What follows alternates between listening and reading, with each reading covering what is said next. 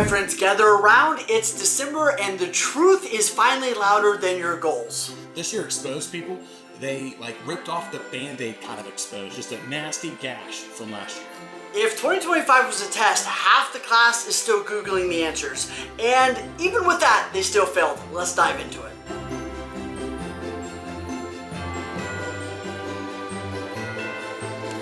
All right, welcome to December, the month that exposes the rest of the year.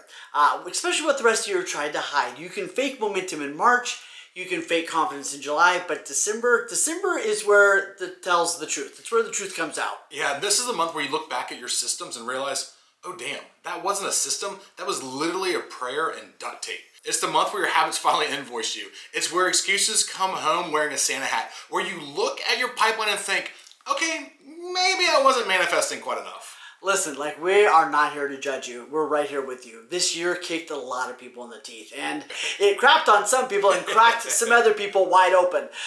Right? The good news is, and nobody's saying this out loud, if this year broke you, it probably broke some of the right parts. So today, we're not sugarcoating anything. We're talking about the truths this year exposed, the patterns you can't drag into next year, you can't afford to do that crap, and how to build something real, not just the Instagram version, but the actual messy, powerful version of yourself. So let's get into it.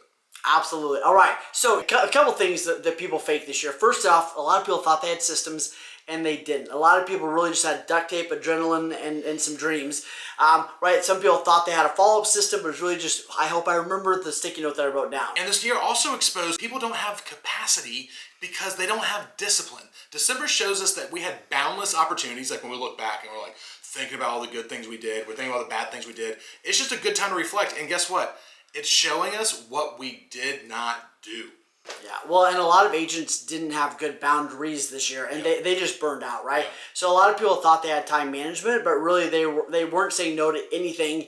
They were showing 14 houses, right? Yeah. To clients that didn't need to be looking at houses in the first place. And so here's the reality, and we're very passionate about this. December is the time of the year to do good reflection. And reflection isn't like beating yourself up. Reflection is really thinking, what did I avoid because it was uncomfortable? Right? What did I think I was just going to manifest and I really refused to build a habit? So December is the time that humbles a lot of people and exposes the gaps in your pipeline. It's the time you're already thinking back, right? But here's the thing you can't do. You can't keep thinking that what you're doing is working if it's not. It's not going to get better. It's not going to start working if it didn't work for the last 365 days. So leave that baggage alone. Yeah. Leave it home, right? And guys, we also know that there was hard moments last year. Yeah. We know that. And I don't know about y'all. I know you did. I did.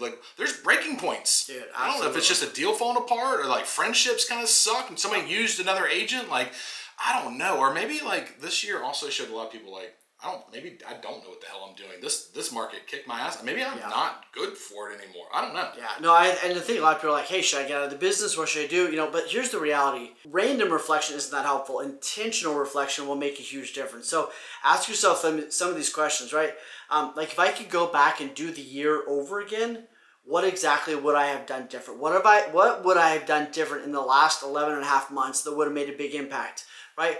What did my results reveal about my actions? I don't care how hard you tried.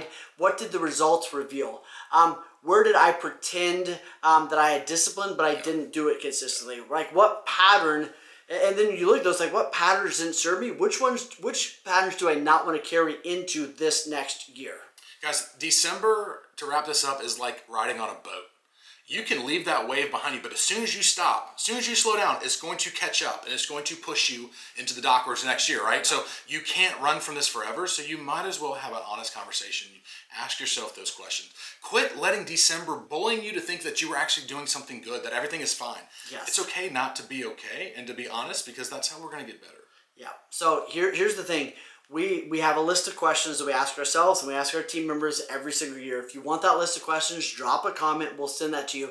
Intentional questions you can go through, right, to help realize that this year doesn't need to break you. It needs to prepare you for this next year. You've learned a lot of great things.